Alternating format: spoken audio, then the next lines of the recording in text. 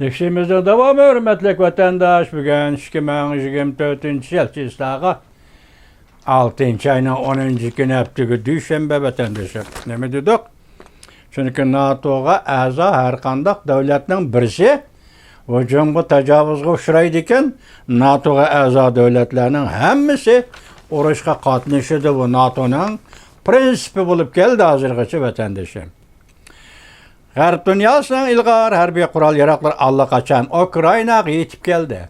Masalan, F-16 bu aeroplan ham Ukrainaga kurashchi aeroplan uçuşçularını tarbiyalab berdi. G'arb dünyası, Gollandiya va boshqa davlatlar mush aeroplanni, kurashchi aeroplanni haydaydigan uçuşçularni allaqachon tarbiyalab Ukrainaga yo'lga silib bo'ldi. G'arbning ilg'or raketalari Rossiya chegarasi ichidagi nishonlarni gumron qilishga boshladi. Allaqachon boshlab bo'lgan gap ekan bu vatandosh. Rossiyaning havo mudofaa raketa sistemasi iqtidoridan qoldi. Hozir urushning vaziyati nima? Bularni ko'rib Rossiya prezidenti Vladimir Putin xotirjam bo'la olmadi. Ukraina navbati urushning tashabbuskorlik huquqini qo'lga keltirdi. Rossiya Ukraina urush maydonining vaziyati tamom o'zgarib ketdi. Rossiya hujumchi, Ukraina mudofaa. Endilikda Ukraina hujumchi, Rossiya mudofaa. Demak, tamom o'zgardi degan gap vatandosh. Ukraina Rossiya urush maydonining vaziyati tamom o'zgardi degan gap. Vladimir Putin tahdid silib Ukrainaga berdigan yordami G'arb dunyosining o'rlaverdigan bo'lsa, taktikalik atom qurollarini ishiltiman deb tunigan nim dedik. Bo'ldi, Ukrainaga yadro qurollari ishiltishning o'zi arzimaydigan ish dedi tunigan. Bugun endi taktikalik yadro atom qurollarini ishiltiman dedi. Prezident Vladimir Putin buning jur'at qila olmadi yo'q. Masalan, raketaga nimaga Ukrainaga atom qurollari ishlatishga jur'at qila olmadi yo'q. Agar u g'oljirlashida g'alla bo'lsa, NATO davlatlari darhol harbiy holatga kirdi. O'ttirg'i chiqdi, harbiy holatga kirdi. Urush vaqtida dunyo urushi aylanib ketishi mumkin deydigan dungo. Obzorchi yandungo shunaq deydi. Urush dunyo urushi aylanib ketishi mumkin. NATO Ukrainaning mag'lub bo'lishiga qarab o'ltirmaydi. Prezident Vladimir Putin ham mag'lubiyatni qabul qilishni xohlamaydi. Mag'lubiyat ikki masala chiqdi. NATO Ukrainaning mag'lub bo'lishini xohlamaydi, hargiz xohlamaydi. Buni prezident Joe Biden aytgan dedi vatandoshim. Ukraina qo'ldan ketsa, Yevropa qo'ldan ketadi. Hamas agar bu qatim g'alaba qilsa, O'rta Osiyo qora hijobga o'raladi. Tayvan bo'g'ozi, ya'ni Ulug' okean agar qo'ldan ketadigan bo'lsa, Tayvan bo'g'ozi, Ulug' okean va Janubiy dengiz qo'ldan ketadi degan so'zni Amerika Qo'shma Shtatlarining prezidenti Joe Biden shunday aytgan edi. Orliqda biz sizlarga yetkazib bo'ldik. Endi mayada qanday vaziyat hozir? NATO Ukrainaning mag'lub bo'lishiga qarab o'ltirmaydi. Shu vajdan Ukraina mag'lub bo'lmasligi kerak. Vaziyat bu bir. Ikkinchisi, prezident Vladimir Putin ham taslim bo'lishni xohlamaydi. Vaziyat ikkinchi. Bu elishish, bu vaziyat aslida qaysi mag'lub bo'lib, qaysi g'alaba qilish kerak? Ukraina g'alaba qildi. Agar Rossiya vaqtida urushda mag'lub bo'lsa, Rossiyaning ichki qismida nima o'zgarish yuz berdi vatandosh? Bu alomat. Bunga diqqat qilasizda, bu karomat uludi vatandosh. Amerika bilan NATO chekinib turdi, ham oldiga ilgirlab turdi. Prezident Vladimir Putin nimjon bir holatda oxirgacha urushmoqchi bo'ldi. Endi ish mundaq vatandosh. Rossiya Ukraina urushida 6-simi? Rossiya Ukraina urushida 6-simi jungo uzangidan tushmay yotadi. Rossiyani qo'llash, Ukraina hujum qilishini qo'llash, Rossiyaning bu jungoning vazifasi bo'lib keldi, hozir shunday qilib keldi. Tunigan nimdidoq birinchi qadamda temir yo'l masalasi Rossiya bilan jungoning munosabati ayrildi. Hozir unda qaraganda Rossiyaning jonijon manfaatini Kurban kıldı. Şimala koridor Uygurustan tömür yolu, Cenuba koridor Uygurustan tömür yolu açıldı vatanda. Muşu münasebetlerle hazır Rusya'nın Şimala koridor tömür yolunun aldığın hep faydalarının hemimiz soğuçulaştı. Çünkü bu meselede Rusya'nın beşini ağrıttı.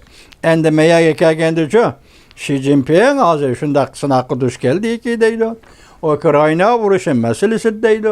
Atınçısım üzengiden çelmeye vatıdı deydi. Xi Jinping buraya Cumhuriyet Partiyası hücum kılaydıysa hücum kılalmaydı. Müdafiye turaydıysa müdafiye turamaydı. Bu degene ben muşut bozuknu muşut tosalgını büsüp etip Rusya'ya yardım kılayçı dese kılalmaydı. Bu koludan kelmeydi. İkincisi ben müdafiye turup turayçı dese Rusya unumaydı. Bu koludan kelmeydi. Hazır Cumhuriyet'in kıyın haleti, kıyın vaziyeti bana müşahede vatandaş. Rusya uruşta mağlup bolğan aman devletin işki kısmında siyaseti intayin zor özgürlüş yüz verdi. Rusya uruşta mağlup bolğan aman devletin işki kısmında siyasette intayin zor özgürlüş yüz verdi. Onun kayındilla Rusya demokratik tüzümge yol elip mağdağın bolsa onda Xi Jinping üçün aytqanda faqatla Cumhuriyet Kompartiyasının cesetlerini yığıştırdıgan bir işla iş kalıdı. Hükümge dikkat kıldınız mı? Şunlaşkı Cumhuriyet Kompartiyası opet karakterlik tallaşkı düş geldi. Qarab turga. Agar Rusya mağlup bolsan, onun kaynidilla Rusya'da demokratik tüzümge yol elip mağdağın bolsa, ondaqda Xi Jinping üçün aytqanda faqatla Cumhuriyet Kompartiyasının cesetlerini yığıştırdıgan işlere kalıdı, işleri eşip kalıdı. Şunlaşkı Cumhuriyet Kompartiyası opet karakterlik tallaşkı düş geldi. Bu degenlik hazır Rusya Cumhuriyet münasebeti zeki ve inçki küzetke haletlemisiz şuna qarab turun ki Rusya gümran bolğan, alak bolğan haman Cumhuriyet Kompartiyası tügüşüde ketedi. Cumhuriyet Kompartiyası'nın bütün haleti bir cesetke aylanğan buludu. Reis Xi Jinping de şu cesetini yığıştırıp bir taraf kılıdığan bir haletke düşüp kalıdı deydi. Siz bunundan Rusya Cumhuriyet münasebetinin ne kadar mürekkep münasebetini nemledik, ne kap dedik. Rusya'nı eliveliş, Rusya'nın kaynigi ütüveliş bu Cumhuriyet üçün bir niqab dedi. Bu niqabını yırtıp taşlaydıgan payt geldi. Yırtıp taşlaydıgan bolsa Cumhuriyet Kompartiyası qaysı günde kalıdı degen edi. Tünügen bugün eğer Rusya bu uruşta, Ukrayna uruşta mağlup bolsa Cumhuriyet Kompartiyası eşip kalıdığını, Xi Jinping'e eşip kalıdığını Cumhuriyet Kompartiyasının cesetlerini yığıştırış işle bulup kalıdı. Endi siz ma tüvende bir abzas haber, şu haberge dikkat kılın, hayran kalırsınız. Ben baştan ahır dep kılıvatım, ey Rusya, sen bir Avrupa devleti, bir Avrupalık okşaş bir süngek, Avrupalık okşaş bir ruh buluş gerek. Beijing kilip Reis Xi Jinping'i kucaklap oturma. 2023 ayının 22 gün Moskova'da jükünüp durup Reis Xi Jinping'in paçığını kucakladın. Onda kılma sen bir Avrupa devleti. Mağlup olsan tek durup mağlup bol. Esas kaydı biçe Avrupa üçün etkanı şundak buluş gerek idi. Hazır ende nemiş 101 yakında 6. ayının 6. günü manana nazar selam vatandaş. Rusya'lık yüz var mı yok? Çünkü bu katem ciddilişip kaldı. Mavzulu haber 6. ayının 9. günü Venvit orbiti ilan kılındı. Haber mındak başlandı. Bugün köplük matbuatla haber kılıp mındak ko'rsatdi. Rusya Birleşken Devletler Teşkilatı Bexatarlik Komitetining qaysi masalani muhokama qilishini talab qildi. Aniqki o Ukrayna armiyasining Rusya'nın ichki chegaralarga hujum qilishini cheklashni muhokama qilishini talab qildi. Bu xabar tarqalgan aman butun dunyo hayratda qoldi. Ko'rdingizmi? Rusya tajovuzchi Ukraynaga tajovuz qilgan vaqtda Bexatarlik komitetining gapi yo'q. Arliqda 3 qatimda Bexatarlik komiteti yig'in ochdi. Rossiya urushini to'xtat dedi. Parvoyim pelak dedi. Endilikda Rossiyaning Birlashgan Davlatlar Tashkilotida doimiy turishliq vakili bexatarlik komitetiga iltimos qilib, darhol yig'in chaqirib, Ukrainaning Rossiyaning ichki qismiga hujum qilishni to'xtatishni muhokama qilishni talab qildi dedi. Ko'rdingizmi, qaysi holga tushib qoldi Rossiya? Bir Yevropalik qaysi holga tushib qoldi vatandosh?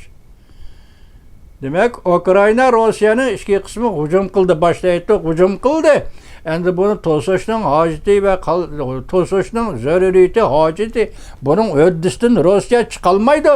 Shunga Rossiya Federatsiyasi Birlashgan Davlatlar Tashkilotining bexatarlik komitetiga iltimos qilib, Rossiyaning ichki qismiga Ukrainaning hujum qilishini cheklash to'g'risida bexatarlik komiteti qaror elishi va muhokama uyushtirishi kerak. Bu yerda hozir gap nima dedik boshda? Vaziyat to'g'risida 6-oyning 14-kuni G'arb davlatlari umumiyuzlik oldi. Ukrainaning g'arbdan ta'minlagan harbiy qurol-yarog'ni ishlatib, Rossiyaning ichki qismidagi nishonliq hujum qilishiga ruxsat qildi debdi 6-oyning 14-kuni. Bu ruxsat qildimi? 6-oyning 15-kuni Shvetsiyada Ukraina tinchlik suhbati o'tkaziladi. Dedik avval biz. Bir kun farqi bor. Birinchi kuni hujum, ikkinchi kun tinchlik suhbati. Jahonning ishlari mana shunday. Endi sizning diqqatingiz bosh so'zlab keldik. Rossiya ahvolini, Jungo ahvolini endilikda Rossiyaning bexatarlik komitetiga iltimos etib, muhokama qilinglar. Ukrainaning harbiy qurol-yarog' G'arbning qurolini ishlatib, Rossiyaning ichki qismiga hujum qilish masalasini muhokama qilinglar. Ko'rdinglarmi? Rossiya qaysi holga tushib qoldi vatandosh? Tasavvur qiling.